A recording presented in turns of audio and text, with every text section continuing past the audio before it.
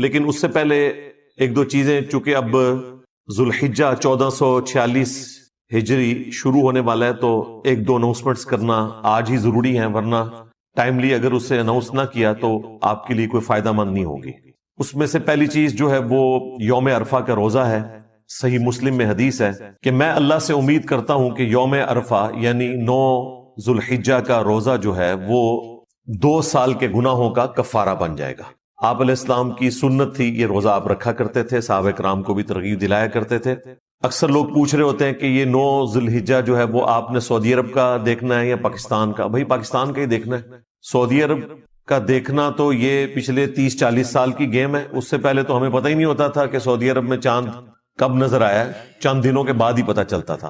اور اگر آپ شروع کے 1200-1300 سال دیکھیں تو یہاں تو کسی کو نہیں پتا ہوتا تھا کہ یوم عرفہ کب آنا ہے۔ تو یہ ریلیجن پوری دنیا کے لیے، صرف عرب کے لوگوں کے لیے نہیں ہے۔ تو یہ یوم عرفہ سے مراد 9 ذوالحجہ کا روزہ ہی ہے۔ ہم نے اپنے ملک کے اعتبار سے 9 ذوالحجہ کو یہ روزہ رکھنا ہے انشاءاللہ تعالی۔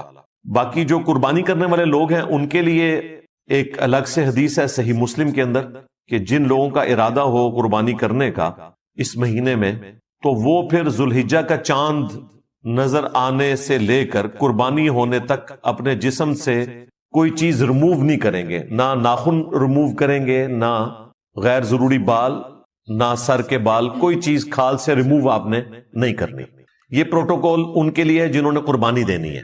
ظاہر ہے اللہ تعالیٰ نے ایک اس حوالے سے اسے سنت ٹھہرایا ہے، یہ کوئی فرض نہیں ہے لیکن قربانی کرنے والوں کے لیے یہ سنت ہے۔ اور ظاہر ہے اس میں امپلائیڈ ہے کہ جو آپ کے گھر والے ہیں وہ بھی اس میں شامل ہیں، انہوں نے بھی اس کو فالو کرنا ہے سنت کے طور پر۔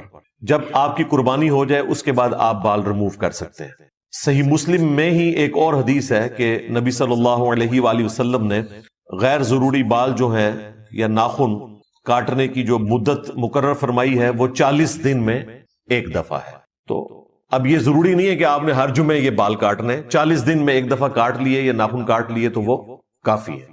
یہ نہ ہو کہ لوگوں کو ٹینشن ہو جائے کہ یہ تو 10 دن گزر جائیں گے، ہم تو ہر جمعے کو کاٹتے ہیں۔ تو 40 دن کی مدت مقرر کی گئی ہے، اس سے کم میں جس وقت بھی آپ کاٹ لیں گے تو سنت میں شمار ہوگا، اس سے زیادہ لیٹ کرنے کی اجازت نہیں ہے۔ اب وہ لوگ جو قربانی نہیں کریں گے یا ان کی استطاعت نہیں ہے تو ان کے لیے بھی ایک حدیث موجود ہے سنن نبی داؤد کے اندر، سنن نسائی کے اندر، دونوں بکس میں، کہ نبی صلی اللہ علیہ وسلم ہو رہا ہو تو اللہ تعالیٰ بچ سکتا ہے، میں اپنے والدین کی بخشش کے لیے دعا کرتا ہوں بالکل، اور دعا کرتا ہوں کہ وہ مجھ سے خوش ہو جائیں۔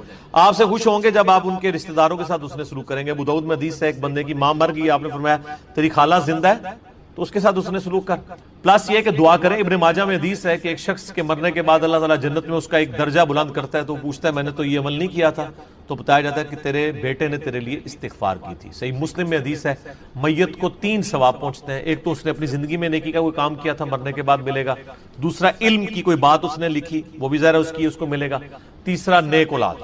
نیک اولاد ظاہر ماں باپ کی انویسٹمنٹ ہے، ان کے اعمال کا ثواب آٹومیٹکلی ماں باپ کو۔ مثال ثواب کی ایک جو فارم ہے سب سے بڑی جس کے اوپر پوری امت کا اجماع ہے وہ ہے میت کے لیے دعائے مغفرت کرنا۔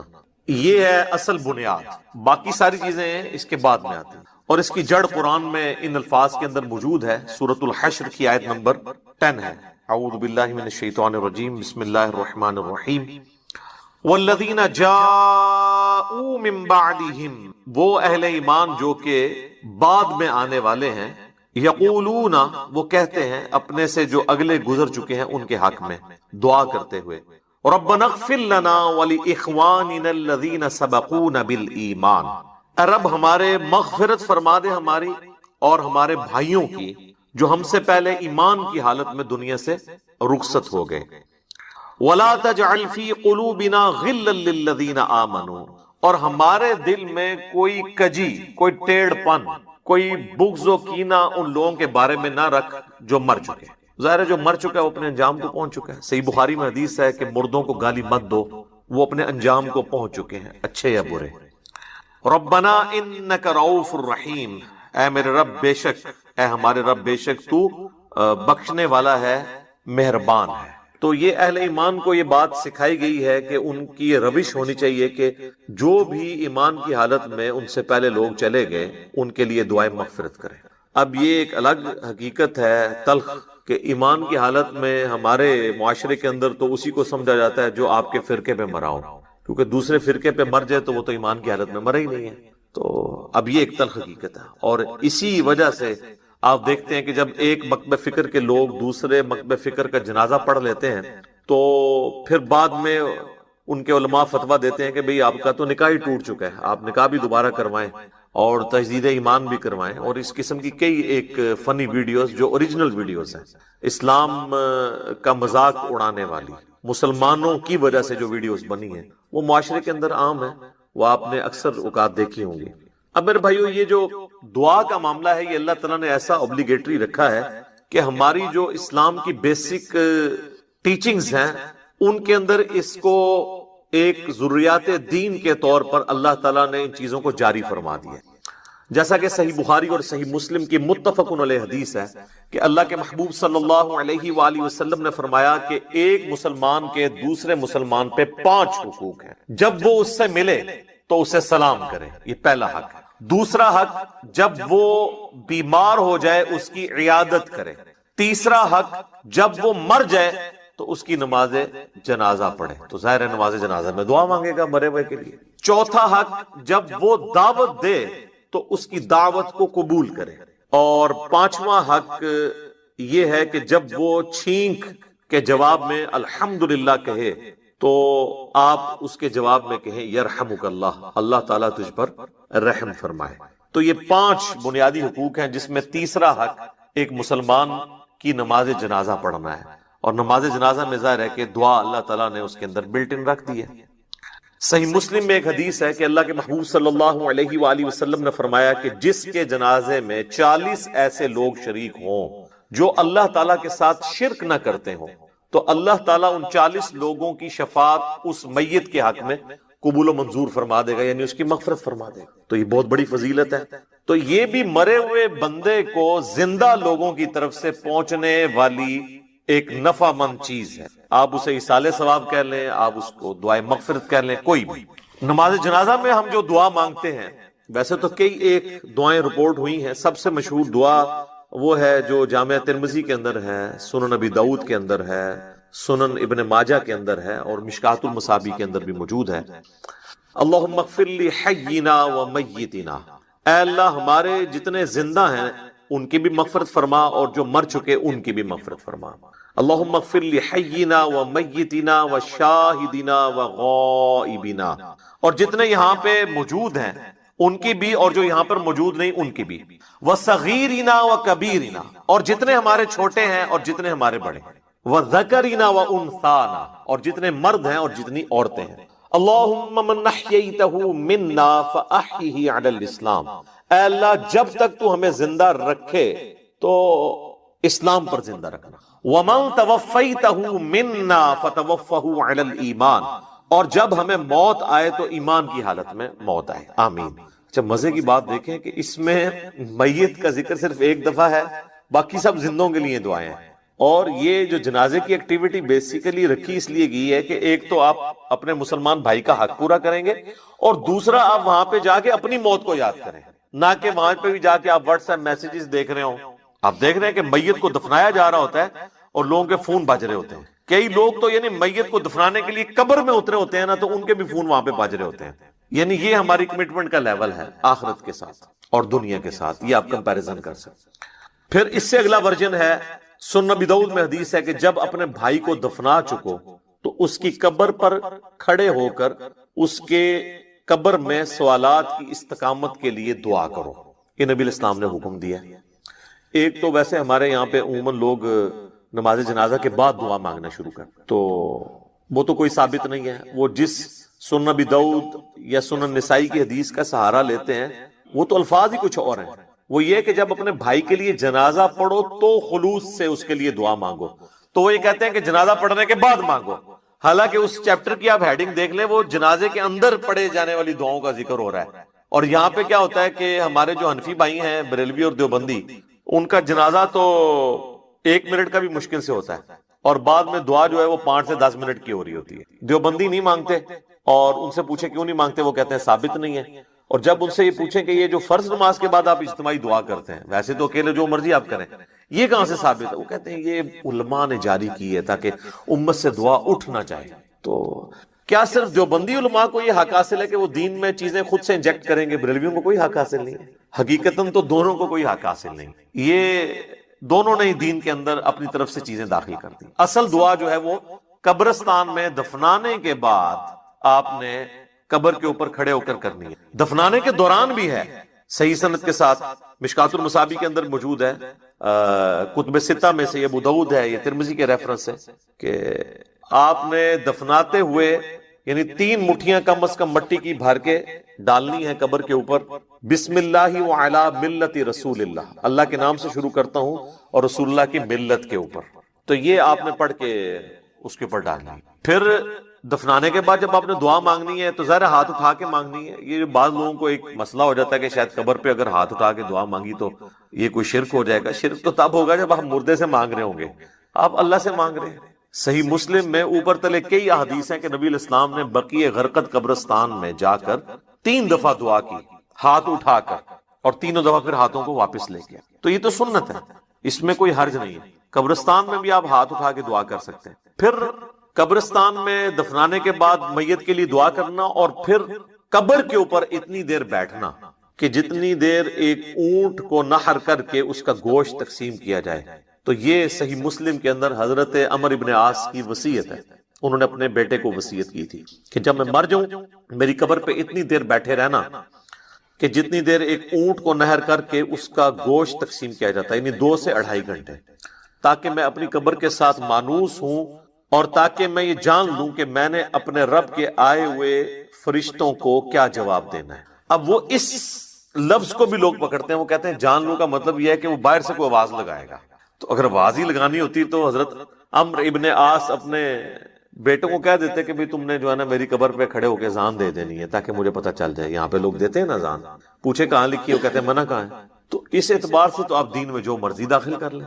وہ تو میرے بھائی جنازے کی بھی اذان منع تو کہیں پہ نہیں ہے، ہم کیوں نہیں دیتے کہ نبی علیہ السلام نے نہیں دی؟ عیدین کی اذان نہیں ہوتی، منع تو کوئی نہیں ہے۔ وہ کہتے ہیں نہیں جی وہ بخاری مسلم میں حدیث ہے کہ نبی علیہ السلام عید کی اذان نہیں دیا کرتے تھے۔ سر یہ حدیث تو آپ کے کام کی نہیں ہے، آپ نے حدیث یہ دکھانی ہے کہ نبی علیہ السلام عید کی اذان سے منع فرمایا کرتے، نہیں دیا کرتے تو وہ آپ نہ بھی بتائیں، ہمیں پتا ہے کہ نہیں دیا کرتے تھے، نہیں تو بہت سارے کام بھی نہیں کیا کرتے تھے۔ نبی علیہ السلام کی 3 بیٹیاں آپ کی مبارک زندگی میں فوت ہوئی ہیں، آپ نے ان کو اپنے ہاتھوں سے دفنایا، آپ نے کسی کا تیجا 40واں نہیں کیا۔ جب ہم پوچھتے ہیں کہ وہ کہتے ہیں جی وہ منع تو کوئی نہیں نہ کیا۔ تو منع والا معاملہ یہ ہے میرے بھائی کہ جو کام دین کے اندر نہیں نبی علیہ السلام نے تعلیم فرمایا وہ انڈرسٹوڈ منع ہی تصور کیا۔ یہ ایک سینسٹیو ٹاپک ہے، میں اس کو اینڈ کے اوپر کنکلوڈ کروں گا، میں موضوع کو تلخ نہیں کرنا چاہتا اس طرف گفتگو لے جا کر۔ تو بہرحال آپ نے حضرت عمر بن عاص کی جو صحیح مسلم کی حدیث ہے اس میں ان کی وصیت یہ ہے کہ آپ نے بیٹھنا ہے قبر پہ اتنی دیر، یعنی قبر کے ایگزیکٹ اوپر نہیں بیٹھنا، یعنی پاس بیٹھنا ہے، وہاں بیٹھ کے اللہ کا ذکر کریں، جو مرضی آپ کریں، تو اللہ تعالیٰ ذکر کی برکت سے مردے کے لیے آپ کی دعاؤں کی برکت سے اس کے لیے آسانی پیدا کر دے گا۔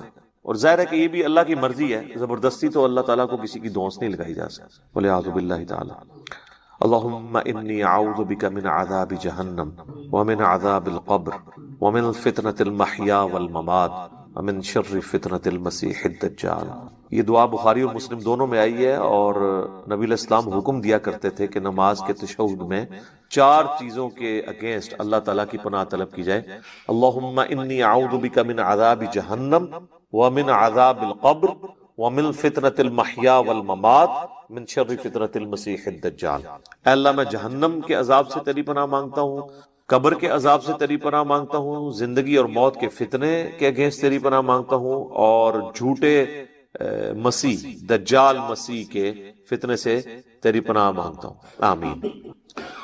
اچھا، دفنانے کے بعد اذان دینا بھی کوئی ثابت نہیں ہے، اور اس طریقے سے ہمارے دیوبند اور بریلوی حضرات جو ہے نا وہ میت کو دفنانے کے بعد نا سرہانے پہ کھڑے ہو کر نا سورۃ البقرہ کی شروع کی آیات تلاوت کرتے ہیں، اور پاؤں والی سائڈ پہ سورۃ البقرہ کی آخری آیات تلاوت کرتے ہیں۔ یہ روایت موجود ہے، لیکن یہ روایت جو ہے فیبریکیٹڈ روایت ہے۔ یہ روایت شعب الایمان امام بیہقی کی کتاب میں ہے، مشکات المصابیح کے اندر موجود ہے، لیکن اس کے اندر ایوب نام کا ایک متروک راوی ہے، یعنی جس سے حدیثیں لینا محدثین نے چھوڑ دی۔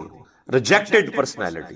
تو یہ یعنی مردود قسم کے راویوں سے روایت کی گئی روایت ہے، اس کی کوئی اصل نہیں ہے. اصل چیز وہی ہے جو میں نے بیان کر دی ابو داؤد سے، کہ آپ نے میت کے لیے دعا کرنی کہ اللہ تعالیٰ اسے قبر کے سوالات میں استقامت عطا فرما. اور قبر کے سوال جو ہیں وہ بخاری، مسلم، ابو داؤد، مسند احمد میں رپورٹ ہوئے ہیں. کچھ حصہ بخاری مسلم میں ہوا ہے، کچھ ابو داؤد میں، ترمذی میں، مسند احمد میں. پہلا سوال ہوگا من ربک، تیرا رب کون ہے. دوسرا سوال ہوگا ما دینک، تیرا دین کیا ہے. تیسرا سوال ہوگا، ترمذی میں تو الفاظ ہیں من نبیک، تیرا نبی کون ہے. بخاری میں الفاظ ہیں ما کنت تقول فی حق ھذا الرجل، تو اس مرد کے بارے میں دنیا میں کیا کہا کرتا تھا، یا تو کیا کہے گا اس کے بارے میں. وہ کہتے ہیں جی نبی علیہ السلام کی شکل مبارک دکھائی جاتی ہے اور پوچھا جاتا ہے اس مرد کے بارے میں، تو یہ حاضر رجل، وہ کہتے ہیں حاضا کا مطلب تو ہے کہ وہاں پہ موجود ہوں گے. سر اگر حاضا کا مطلب وہاں پر موجود ہوں گے تو اس کے جواب میں یہ تو نہیں ہونا چاہیے ہوا محمد رسول اللہ. ہوا تو پھر جو ہے وہ تھرڈ پرسن کا صیغہ ہے، ہونا چاہیے حاضا محمد رسول اللہ. تو اس کا جو ایک طریق ہے مسند احمد اور سنن ابی داؤد میں، اس میں الفاظ ہیں اس مرد کے بارے میں تیرا کیا خیال ہے، الذی بعث فیکم، جس کو اللہ نے تم میں مبعوث کیا تھا نبی بنا کے. یہ نہیں کہ یہ جو قبر میں آپ کے سامنے آئے ہوئے ہیں یا کوئی قبر میں تصویر دکھائی جاتی ہے، یہ بالکل جھوٹی بات ہے. تو یہ 3 سوالات، اور ایک چوتھا سوال ہے جو میں نے ایکسپلور کیا تھا جس کی وجہ سے کافی ہنگامہ کھڑا ہوا کہ قبر میں 3 نہیں 4 سوال ہوں گے. وہ چوتھا سوال جو ہے وہ مؤمن کے لیے اور منافق کے لیے ڈیفرنٹ ہوتا ہے. وہ بخاری میں بھی ہے، سنن ابی داؤد کے اندر بھی. مؤمن جو ہے وہ تینوں سوالوں کے جواب دیتا ہے تو فرشتے چوتھا سوال کرتے ہیں کہ تجھے کیسے پتا چلا، تو وہ کہتا ہے کہ میں نے اللہ کی کتاب پڑھی اور نبی علیہ السلام کے نبی ہونے کی تصدیق کی. تو اللہ کی کتاب اگر پڑھی نہیں ہوگی تو تصدیق کیسے کریں گے؟ یہ کتاب پڑھیں گے تو آپ تصدیق کریں گے. تو اور منافق کہتا ہے ہائی ہاتا لا ادری لا ادری، ہائے افسوس مجھے کچھ پتا نہیں، مجھے کچھ پتا نہیں. تو فرشتے اس کو کہتے ہیں کہ تو نے خود پڑھ کر سیکھنے کی، سمجھنے کی کوشش کیوں نہیں کی، یا کسی ایسے شخص سے پڑھنے کی کوشش کیوں نہیں کی جسے ان چیزوں کا پتا تھا. دونوں معنی درست ہیں. تو جب تک آپ خود اللہ کو سیریس نہیں لیں گے آپ سچائی تک پہنچ نہیں سکتے. تو اس لیے میں نے کہا تھا قبر میں 3 نہیں 4 سوال ہوں گے، اور چوتھا سوال جو ہے وہ تمام سوالات کی جان ہے. اگر زندگی میں پتا چل جائے تو پہلے 3 سوالوں کا جواب کے لیے تیار ہونا آپ کے لیے آسان ہو جائے گا، ادروائز تو مشکل ہو جائے گا. بہرحال ایک ضمناً یہ بات تھی. تو قبر پہ بھی آپ نے دعاؤں میں مردوں کو یاد رکھنا ہے. اس کے بعد عام حالت میں بھی آپ جب قبرستان جائیں گے تو آپ کو دعا سکھائی گئی ہے. صحیح مسلم میں الفاظ ہیں السلام علیکم اہل الدیار من المؤمنین والمسلمین وَإِنَّا إِن شَاءَ اللَّهُ بِكُمْ لَلَاحِقُونَ نَسْأَلُ اللَّهَ لَنَا وَلَكُمُ الْعَافِيَةَ. تم پر سلامتی ہو اے مؤمنین اور مسلمین جو اس قبرستان کے اندر دفن ہو، خواہ مرد ہو یا عورت ہو. السلام علیکم اہل الدیار من المؤمنین والمسلمین وَإِنَّا إِن شَاءَ اللَّهُ بِكُمْ لَلَاحِقُونَ. اور اللہ نے چاہا تو ہم بھی عنقریب تمہارے ساتھ آ کے ملنے والے ہیں، ظاہر ہم نے بھی مرنا ہے. اور پھر 7 الفاظ ہیں کہ ہم تم سے تمہارے لیے اور اپنے لیے اللہ کے حضور عافیت کا سوال. نسأل اللہ لنا ولکم العافیہ، ہم اللہ سے سوال کرتے ہیں تمہارے لیے اور اپنے لیے عافیت کا. یہ دعا ہے. تھوڑے بہت الفاظ کے فرق کے ساتھ صحیح مسلم میں اور دعائیں بھی ہیں، بلکہ یہ سب سے آسان دعا، یاد رکھنی بھی آسان ہے. ایک دعا ہے جامع ترمذی کے اندر السلام علیکم یا اہل القبور، وہ روایت اصول محدثین پہ ضعیف ہے، اصل دعا یہی ہے. بلکہ صحیح مسلم میں ایک حدیث ہے، عائشہ کہتی ہیں کہ نبی علیہ السلام ایک دفعہ میرے ساتھ بستر پہ لیٹے تھے، تو تھوڑی دیر بعد آپ نے یہ محسوس کیا کہ میں سو گئی ہوں، تو آپ علیہ السلام چپکے سے اپنے بستر سے نکلے اور بقیع غرقد مدینے کے قبرستان کی طرف چلے گئے. تو کہتی ہیں میں بھی نا جاسوسی کرنے کے لیے پیچھے کسی اور بیوی کے پاس نہ چلے گئے، میں بھی نکلی اور میں نے حضور علیہ السلام کو دیکھا کہ آپ بقیع قبرستان میں یوں ہاتھ اٹھا کے دعا کر رہے ہیں. 3 دفعہ آپ نے ہاتھ اٹھا کے دعا کی اور اپنے ہاتھوں کو واپس کیا. تو وہ کہتی ہے میں جلدی جلدی بھاگتی بھی واپس آئی، آ کے بستر پہ لیٹ گئی، اور یہ یعنی میں نے ایکٹ کرنے کی کوشش کی کہ میں تو یہاں سے گئی نہیں تھی، لیکن سانس پھولا ہوا تھا، سانس تو نہیں کو روک سکتا. وہ بزرگ ہی ہیں جو 12 دن تک وضو روک کے رکھتے ہیں، تو چونکہ جھوٹ ہوتا ہے نا، تو کہتے ہیں کہ میرا سانس پھولا ہوا تھا. نبی علیہ السلام جب واپس آئے تو انہوں نے سیدہ عائشہ سے فرمایا کہ تم میرے پیچھے آئی تھی، اور اگر تم مجھے نہیں بتاؤ گی نا تو تمام غائب کا جاننے والا تو مجھے بتا ہی دے گا. علم غیب بھی کلیئر کر دیا حضور نے. آپ نے نہیں کہا کہ مجھے تو پتہ ہے میں تو حاضر و ناظر ہوں، ان کا مجھے اللہ تو خبر دے دے گا، تو تم نے کیا گمان کیا اللہ اور اس کا رسول تمہارے ساتھ خیانت کریں گے، یعنی میں کسی اور بیوی کے پاس چلا گیا؟ تو ان کا یا رسول اللہ ایسا ہی تھا، میں آپ کے پیچھے آئی تھی۔ تو آپ نے فرمایا کہ اصل میں جب میں لیٹا تو جبرائیل علیہ السلام اللہ کی طرف سے میرے پاس آئے اور انہوں نے مجھے اللہ کا پیغام دیا کہ اللہ تعالیٰ آپ کو حکم دیتا ہے کہ آپ بقیع غرقد کے جو مدفن ہے وہاں پہ لوگ، ان کے لیے جا کے دعائیں مغفرت کریں۔ اچھا، وہ دعائیں مغفرت تو آپ وہاں بھی بیٹھ کے کر سکتے تھے۔ اس سے یہ پتہ چلی کہ قبرستان جا کے دعائیں مغفرت کرنا یہ چیز پسندیدہ ہے اللہ تعالیٰ کو، اور پھر نبی علیہ السلام سے دعا کروانا یہ امت کی تعلیم کے لیے بھی تھا۔ تو نبی علیہ السلام نے وہاں پہ دعا کی، آپ کی دعا کی برکت کا حصہ ان لوگوں کو نصیب ہوا۔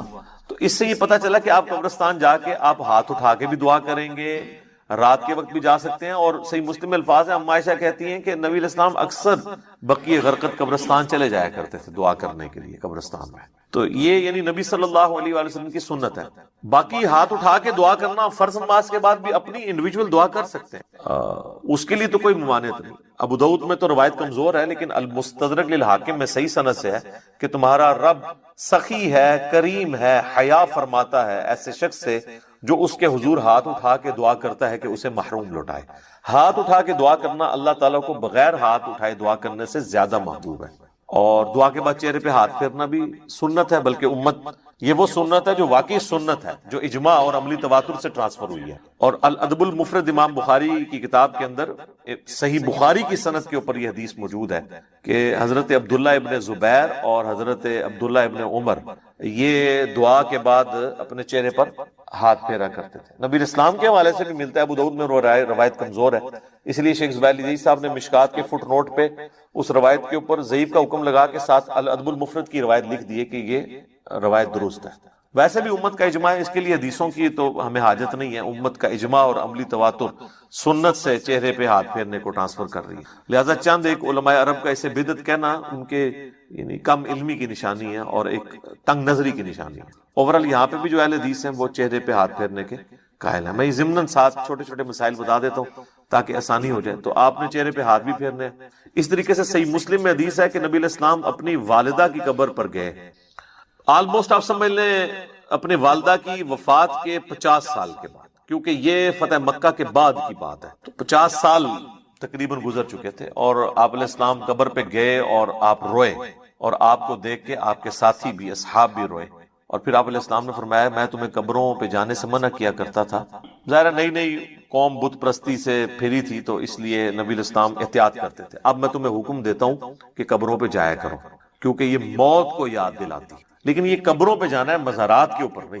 مزارات پہ تو سیلفیاں ہوتی ہیں اور بہت کچھ ہوتا ہے جس کا دین سے کوئی تعلق نہیں۔ جہاں پہ اللہ اور اس کے محبوب صلی اللہ علیہ وآلہ وسلم کی نافرمانی کے کام ہوتے ہو نا، وہاں پہ آپ نے جانا بھی نہیں۔ سنن نبی داؤد میں حدیث ہے کہ ایک صحابی نے کہا کہ میں نے منت مانی ہے کہ میں اونٹ قربان کروں گا مقام بوانا پہ جا کے، بعض روایتوں میں ہے کہ 100 اونٹ۔ تو نبی علیہ السلام نے فرمایا کہ دیکھنا وہاں پر زمانہ جاہلیت میں کسی بت کی پرستش تو نہیں ہوتی تھی، اس زمانے میں، اب نہیں، اگر اس زمانے میں بھی ہوتی تھی نا تو نہیں جانا، یا وہاں پر کوئی زمانہ جاہلیت میں میلہ تو نہیں لگا کرتا تھا۔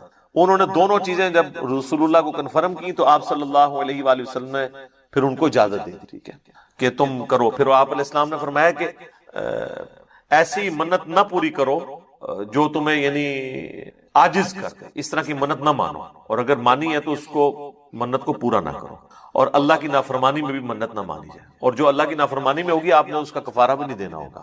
جیسے میرا بیٹا ہوا تو اس کی چٹکیاں فلاں دربار پہ جا کے منواؤں گا، تو اب یہ ساری منت اس کو توڑ بھی دیں، توڑنا واجب ہے اور کفارہ بھی نہیں۔ اگر کوئی صحیح کوئی منت مانی تھی تو آپ اس کا کفارہ ادا کریں گے۔ ویسے ہوتا کچھ نہیں ہے، بخاری مسلم میں حدیث ہے کہ منت ماننے سے کنجوس کا مال نکل جاتا ہے، یہ مصیبت کو نہیں ٹال سکتا۔ تو بہرحال یہ ہے کہ آپ نے منت کا پھر کفارہ وہی ہے جو بخاری مسلم میں ہے کہ منت توڑنے کا کفارہ وہی ہے جو قسم توڑنے کا کفارہ سورۃ المائدہ کی آیت نمبر 89 میں ہے کہ ایک غلام آزاد کریں، یا 10 مساکین کو کھانا کھلائیں، یا 10 مساکین کو کپڑے لے کر دیں، اور اگر کوئی غریب ہے تو 3 مسلسل روزے رکھ لیں۔ تو اس طرح کی پھر منتیں آپ نے پوری نہیں کرنی ہوگی۔ بہرحال نبی علیہ السلام نے اپنی والدہ کی قبر پہ جا کے یہ امت کو میسج دیا کہ آپ نے قبروں کو لاوارث نہیں چھوڑنا، قبروں پہ جانا ہے، قبروں پہ جا کے عبرت حاصل کرنی ہے، اور قبروں پہ جا کے ان قبر والوں سے نہیں مانگنا بلکہ ان کے لیے دعا کرنی ہے کہ اللہ تعالیٰ ان کی مغفرت کا کوئی سامان کرے، کیونکہ وہ ہماری دعاؤں کے محتاج ہیں جو قبرستان میں دفن ہے، کیونکہ وہ تو اب اپنے اعمال آگے نہیں بڑھا سکتے. تو جو ہم پیچھے بچ گئے ہیں ہماری ذمہ داری ہے ہم ان کے لیے جا کے دعائے مغفرت والا معاملہ کریں. اچھا، اسی طریقے سے صحیح بخاری اور صحیح مسلم دونوں میں حدیث ہے کہ نبی الاسلام کو ایک صحابی کی وفات کی خبر ملی تو نبی الاسلام نے دونوں ہاتھ یوں بلند کر کے، حتیٰ کہ صحابہ کہتے ہیں ہم نے آپ کے بغلوں کی سفیدی بھی دیکھی، کیونکہ آپ کا اکثر لباس تہمد اور اوپر چادر ہوتی تھی. اگر آپ نے کرتا نہ پہنا ہو اور صرف چادر اوپر لی ہوئی ہو اور یوں ہاتھ اٹھائیں تو بغلوں کی سفیدی ظاہر ہو جاتی ہے. تو آپ نے کہا اے اللہ ابو عامر کو بخش دے اور اسے کثیر مخلوق پر فضیلت عطا فرما. تو اس سے ثابت ہوا کہ مرے ہوئے شخص کے لیے ہاتھ اٹھا کے آپ دعا کر سکتے ہیں ان الفاظ کے ساتھ. اور ایک اور حدیث ہے صحیح مسلم کے اندر، ام سلمہ کہتی ہیں کہ جب میرے خامن فوت ہوئے ابو سلمہ تو نبی اسلام ہمارے گھر تشریف لائے تو آپ صلی اللہ علیہ وآلہ وسلم نے ہمیں صبر کی تلقین کی اور آپ علیہ السلام نے پھر ابو سلمہ کے لیے دعا کی کہ اے اللہ اسے بخش دے اور اسے اپنے ہدایت یافتہ لوگوں میں بلند درجہ عطا فرما، اور اے اللہ اس کے جو پیچھے لوگ بچ گئے ان پہ تو خلیفہ ہو جا، یعنی اس کی کمپنسیشن تو فرما دے، اور اے اللہ اس کی قبر کو نور سے تو بھر دے. یہ آپ صلی اللہ علیہ وآلہ وسلم نے ان کے لیے دعا کی، اور اس میں یہ بھی الفاظ ہیں کہ قبر کو گشادہ کر دے اور نور سے بھر دے. یہ تعزیت کی دعائیں ہیں جو آپ کر سکتے. باقی قبرستان جا کے آپ جنازہ اگر آپ کا رہ گیا تو آپ قبرستان جا کے قبر پہ کھڑے ہو کے بھی جنازہ پڑھ سکتے ہیں. بخاری مسلم دونوں میں حدیث ہے کہ ایک بوڑھی عورت جو مسجد نبوی کی صفائی کیا کرتی تھی جب وہ فوت ہو گئی تو صحابہ نے رسول اللہ کو نہیں بتایا اور راتوں رات جنازہ پڑھ کے دفنا دیا. کچھ دن کے بعد نبی علیہ السلام نے پوچھا کہ وہ عورت نظر نہیں آ رہی تو بتایا گیا کہ وہ تو فوت ہو گئی ہے. تو حضور نے فرمایا کہ مجھے اس کی قبر پہ لے جاؤ. تو اب حضور علیہ السلام کو کسی صحابی نے یہ نہیں کہا کہ یا رسول اللہ آپ تو ہر مومن کی قبر میں جاتے ہیں تو 3 دن پہلے تو آپ تشریف لے گئے ہوں گے، آپ کو تو پتہ ہی ہوگا کہ یہ مر چکی ہے. اس زمانے میں یہ عقیدے نہیں ہوا کرتے تھے، نہ کسی کے دماغ میں ہوتا تھا. تو رسول اللہ صلی اللہ علیہ وسلم کو وہ قبر پہ لے گئے تو آپ علیہ السلام نے جا کے وہاں پہ قبرستان میں اس کی قبر پہ کھڑے ہو کر جنازہ پڑھا. یہ غائبانہ نماز جنازہ نہیں ہوتا کیونکہ اس میں تو قبر سامنے ہوتی ہے، اور اس کا طریقہ یہ ہوتا ہے کہ آپ نے قبر کی ایسی سائڈ پہ کھڑے ہونا ہے کہ آپ کا قبلہ کی طرف رخ ہو اور قبر آپ کے سامنے ہو.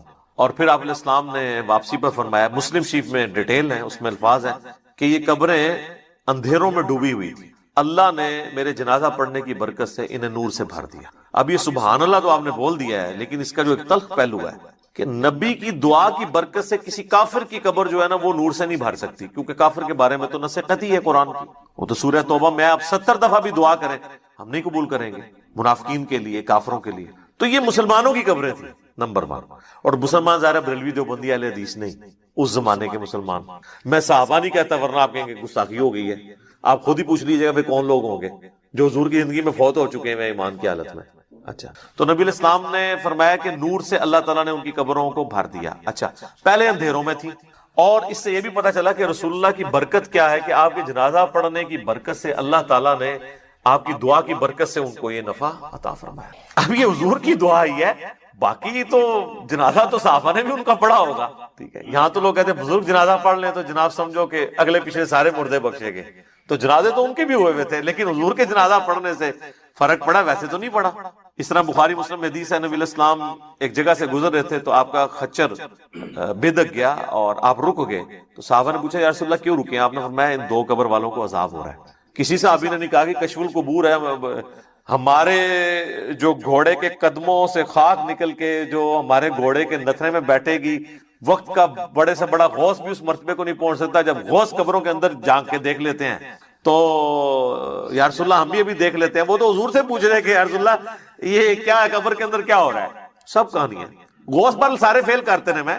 میرا میکینیکل انجینئرنگ دا فارمولا کو غوث پڑھ کے نا ویکھ کے میں لکھ کے دینا، لکھ کے انہوں دیکھ کے پڑھ کے دس دے. زبانی نے بڑی دور دی گل ہے، اور میں صرف کہہ رہا ہوں پڑھ کے بتا دے، سمجھا تو مجھے پتا ہے کہ وہ سکتا ہی نہیں ہے جب تک اس نے انجینئرنگ نہیں کی ہوگی. اور ان کا تو دعویٰ ہے نا کہ اللہ کو تو انجینئرنگ آتی ہے نا جی، کہ اللہ ان کو سکھاتا ہے تو پھر سکھا دے اللہ ان کو. سب کہانیاں بنائی ہوئی انہوں نے. تو نبی علیہ السلام فرمایا کہ ایک پیشاب کے چھینٹوں سے نہیں بچتا تھا، دوسرا چغلی کھایا کرتا تھا. پھر آپ علیہ السلام نے ایک ٹہنی درخت کی توڑی، اس کے 2 حصے کیے اور اسے لگا دیا دونوں قبروں پہ. آپ نے فرمایا جب تک یہ ہری رہیں گی نا ان کے عذاب میں تخفیف ہوگی. اب یہ حضور کے ہاتھوں کی برکت ہے.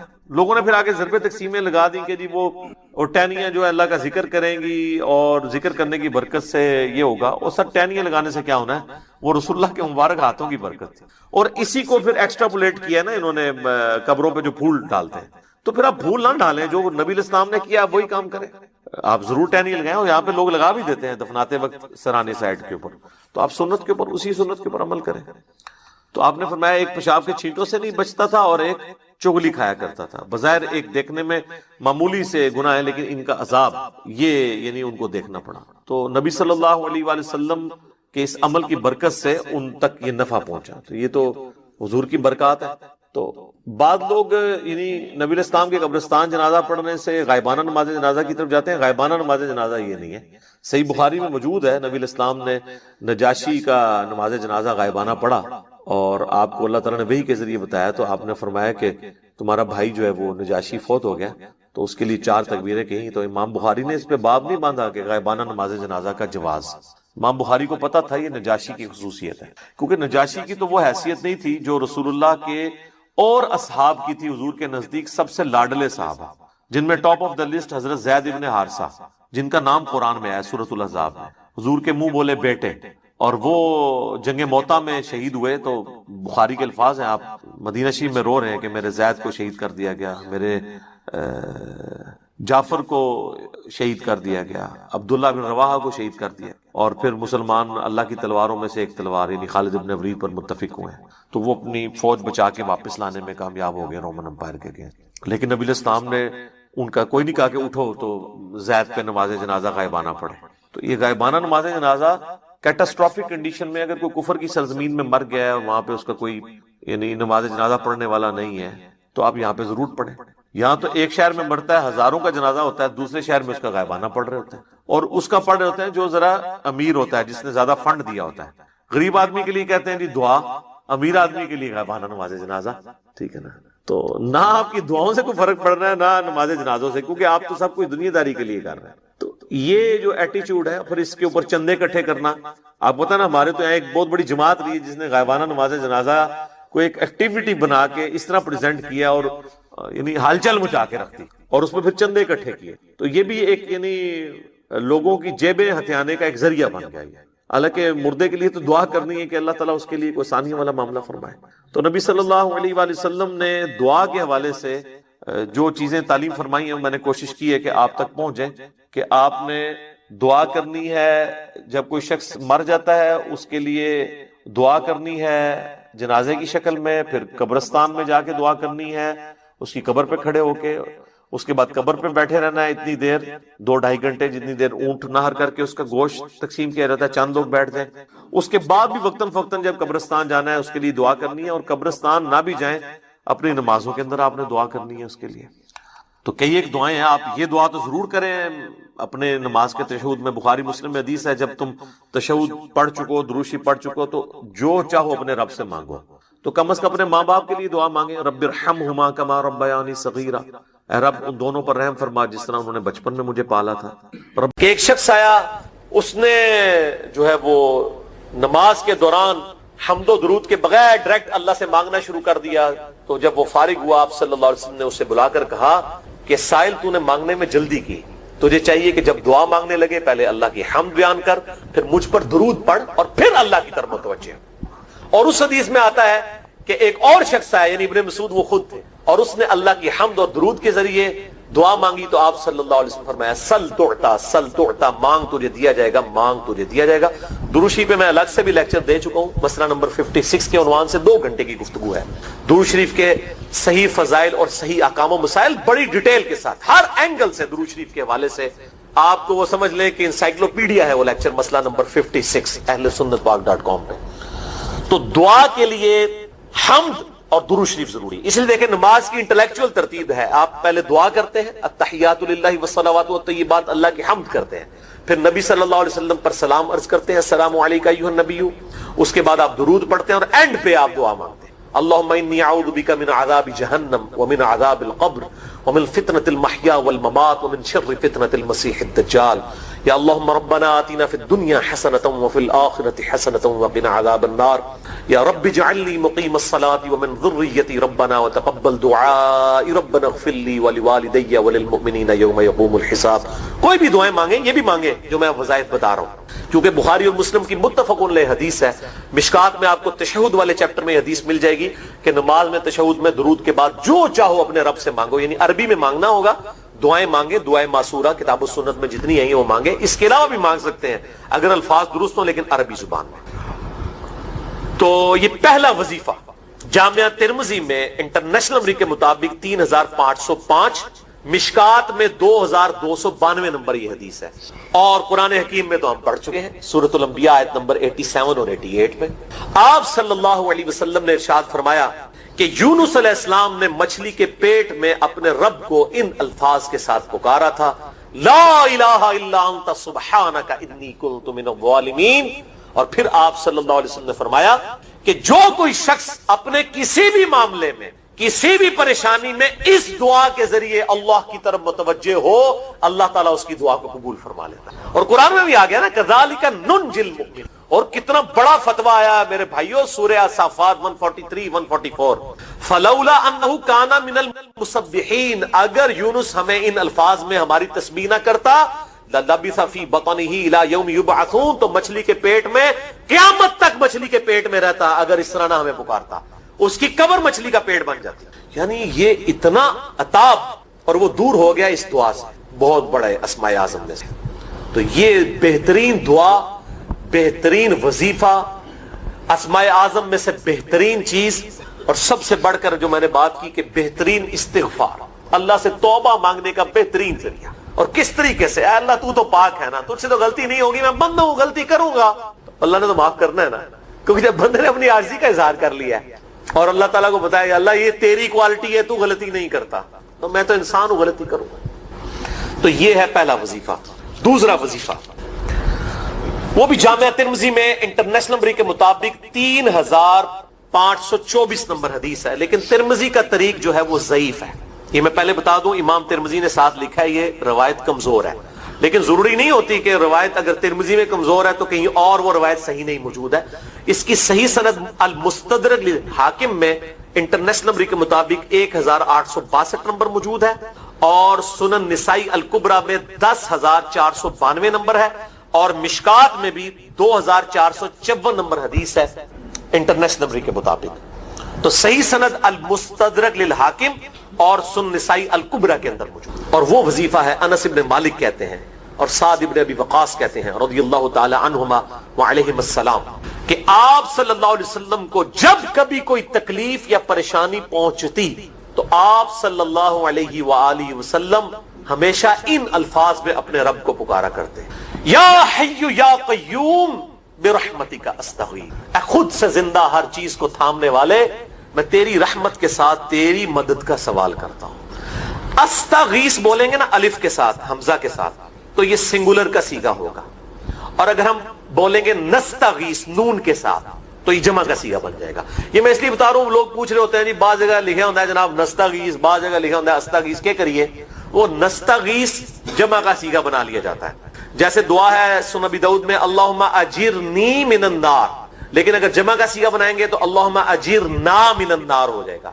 اس طریقے سے دعائے قنوت کے الفاظ ہیں اللہم اہدنی فی من ہدیت، تو جمع کا صیغہ ہوگا اللہم اہدنا فی من ہدیت. یہاں پر بھی ہے یا حی یا قیوم برحمتک استغیث سنگولر کا صیغہ، اور نستغیث پلورل کا صیغہ، جمع کا صیغہ.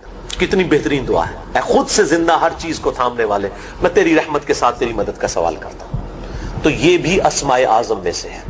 سنن نسائی الکبریٰ کے اندر صحیح سند کے ساتھ 10492 اور المستدرک للحاکم میں 1862 نمبر. اب یہاں پہ میں ایک ضمناً بات بتا دوں سنن نسائی الکبریٰ کے بارے میں، چونکہ اکثر لوگ پوچھتے ہیں. میرے بھائیو، ایک سنن نسائی وہ ہے جو کتب ستہ میں ہم پڑھتے ہیں، اس میں یہ کتاب لکھی ہے امام احمد بن شعیب نسائی رحمہ اللہ تعالی المتوفی 303 ہجری. کتب ستہ میں یہ ویسے 5ویں نمبر پہ گنی جاتی ہے، لیکن بخاری اور مسلم کے بعد دنیا میں سب سے صحیح ترین کتاب سنن نسائی ہے.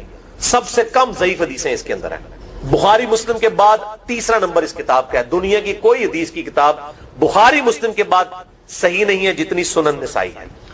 سنن نسائی جو ہمارے پاس کتب ستہ میں ہے نا، اس میں ہے 5761 احادیث انٹرنیشنل نمبر کے مطابق، اور یہ ساری انٹرنیشنل کتابیں عربی میں، انگلش میں اور اردو میں ہماری ویب سائٹ اہلسنتپاک.com پہ فری اس کا PDF موجود ہے، آپ ڈاؤن لوڈ کر سکتے. 5761 احادیث ہیں اس سنن نسائی میں جو ہمارے پاس ہے. اسے ویسے ٹیکنیکل لینگویج میں کہا جاتا ہے سنن نسائی الصغرا، چھوٹی سنن نسائی، کیونکہ امام نسائی نے یہ کتاب نہیں لکھی تھی. امام نسائی نے کتاب لکھی تھی سنن نسائی الکبرا، بڑی سنن نسائی، اور اس میں حدیث ہیں انٹرنیشنل نمبر کے مطابق 11770. بخاری مسلم سے بھی زیادہ حدیث ہیں اس میں. لیکن یہ امام نسائی کے ایک شاگرد تھے امام ابن السنی، انہوں نے اس کو مختصر کر کے نا چھوٹی کتاب بنا دیا، اور اب پبلک میں یہی چھوٹی کتاب مشہور ہے. اس کی وجہ سے جب ہم سنن نسائی الکبرا کا آپ مشکات میں دیکھیں گے نا تو وہ فرق نہیں کرتے ہیں.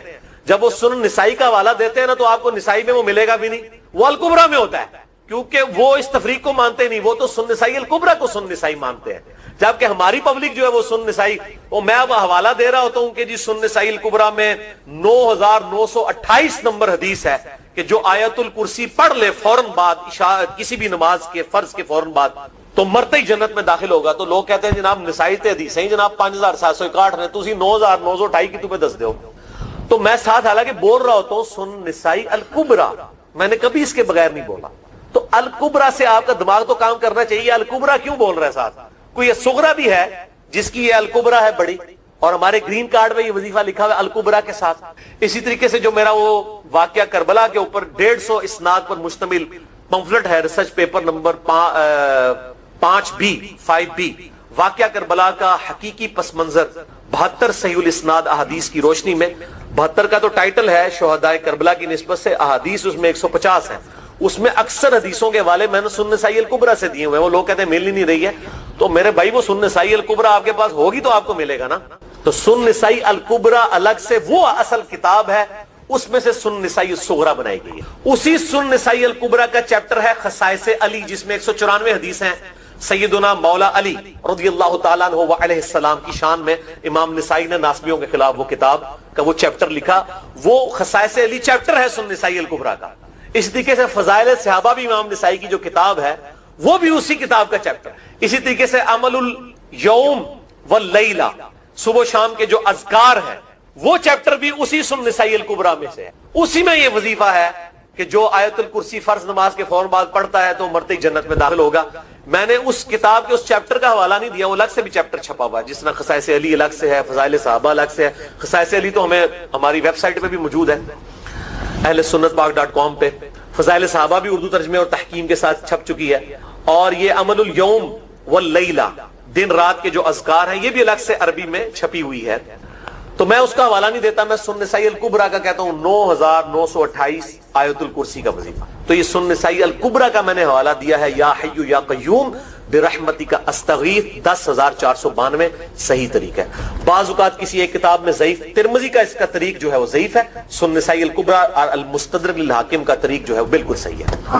جس طریقے سے سنن ابی داؤد اور سنن ابن ماجہ میں کتاب النکاح چیپٹر میں حدیث ہے، اگر میں سجدہ جائز سمجھتا تو بیویوں کو کہتا کہ اپنے خامدوں کو سجدہ کریں اس حق کے سبب جو اللہ نے ان کو دیا ہے. تو ابو داؤد اور ابن ماجہ کی روایت ضعیف ہے، اس میں شریک القاضی مدلس ہے اور ان سے روایت کر رہے ہیں، اور مدلس کی ان والی روایت سما کی تصریح کے بغیر ضعیف ہوتی ہے.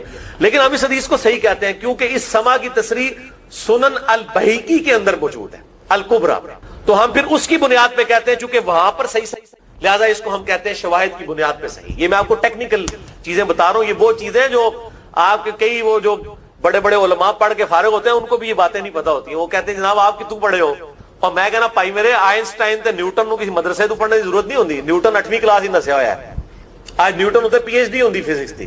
مجھے غامدی صاحب کا جملہ یاد آیا، اس سے کسی نے پوچھا کہ یہ جو روایتی علماء ہیں اور مولانا مودودی آپ ان کو کیسے دیکھتے ہیں؟ ان کا روایتی علماء جو ہیں یہ تو مدرسوں کے اسٹوڈنٹس اور فاروق تحصیل ڈگری ہولڈر ہیں، اور مودودی صاحب جو ہیں ان کی مثال تو آئنسٹائن اور نیوٹن والی ہے، ان کے اوپر PhDs ہوتی ہیں. گاڈ گفٹڈ صلاحیتیں. ان مدرسوں کی آؤٹ پٹ مودودی صاحب اور ڈاکٹر اسرار، ڈاکٹر ذاکر نائک اور احمد دیدار صاحب تو نہیں ہو سکتے. یہ گاڈ گفٹڈ صلاحیتیں ہوتی ہیں. تو میں اس لیے ساتھ ساتھ کلیئر کر رہا ہوں تاکہ یہ جو ایمبیگوٹیز آتی ہیں اس حوالے سے وہ کلیئر ہو جائیں. بہرحال یہ دوسرا وظیفہ ہو گیا.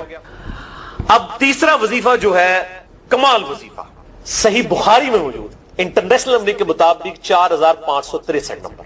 ابن عباس رضی اللہ تعالی عنہما کہتے ہیں وعلیہم السلام, وہ کہتے ہیں کہ سیدنا ابراہیم علیہ السلام کو جب آگ میں پھینک رہے تھے نا, تو ابراہیم علیہ السلام نے اس وقت کہا تھا حسبنا اللہ و نعم الوکیل, ہم نے اللہ ہی پر بھروسہ کیا اور وہی بہتر کارساز ہے.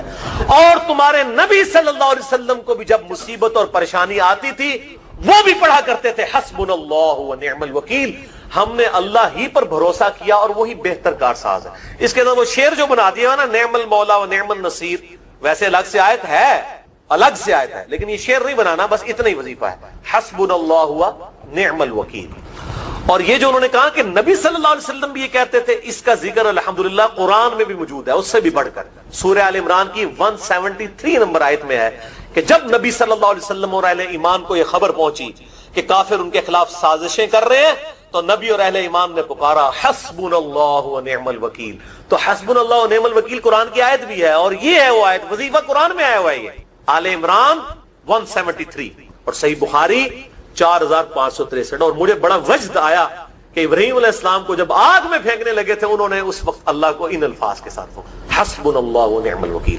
اچھا, یہ جتنے بھی وظیفے ہیں نا میرے بھائیوں, ان کا فائدہ اسی وقت ہے جب آپ کو ترجمہ بھی ان کا آتا ہوگا, ورنہ آپ روزانہ جتنی مرضی تسبیح کھینچتے رہے کوئی فرق نہیں پڑے. اس لیے میرا ایک پرسنل مشورہ ہے کہ جب بھی یہ وظیفے پڑھے نا آپ, اردو ترجمہ بے شک آتا بھی ہو رہا ہے, ایک دفعہ اپنی زبان میں اس کو ریپیٹ کریں. یعنی آپ پڑھیں حسبنا اللہ و نعم الوکیل, میں نے اللہ ہی پر بھروسہ کیا اور وہی بہتر کارساز ہے. آپ دیکھیں یہ صوت القرآن چینل میں جب وہ عربی چل رہی ہوتی ہے, جیسے ہی وہ مراج الدین خان کا ترجمہ شروع ہوتا ہے نا, کیسے کب کبھی تاری ہو جاتی ہے, کیونکہ ہماری زبان میں بات ہو رہی ہوتی ہے نا. ابھی ابھی تو نہیں قیام اللیل میں رو رہے ہوتے, ان کی زبان میں بات ہو رہی ہوتی ہے, اپنی زبان کا اثر ہوتا ہے. اسی طریقے سے آپ لا الہ الا انت سبحانک انی کنت من الظالمین, یا حسبنا اللہ و نعم الوکیل, یا حی یا قیوم برحمتک